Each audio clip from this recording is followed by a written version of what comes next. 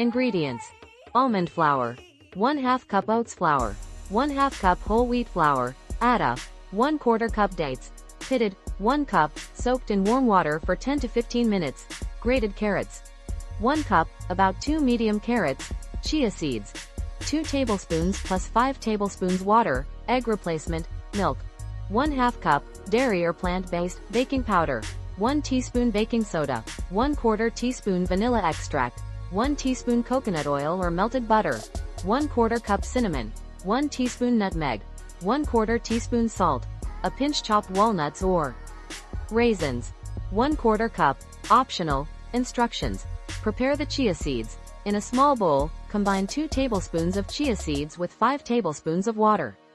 Let it sit for about 15 minutes to form a gel-like consistency. Prepare the dates. Blend the soaked dates into a smooth paste using a little of the soaking water. Set aside. Preheat oven. Preheat your oven to 350 degrees Fahrenheit, 175 degrees Celsius. Grease and line a 6-inch cake pan. Mix dry ingredients. In a bowl, mix almond flour, oats flour, whole wheat flour, baking powder, baking soda, cinnamon, nutmeg, and salt. Mix wet ingredients.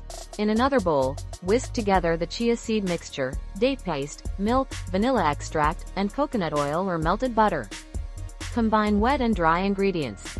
Slowly add the wet ingredients to the dry ingredients and stir until just combined. Add grated carrots. Fold in the grated carrots and the chopped walnuts or raisins if using. Bake. Pour the batter into the prepared cake pan. Bake for 30 to 35 minutes, or until a toothpick inserted in the center comes out clean. Cool.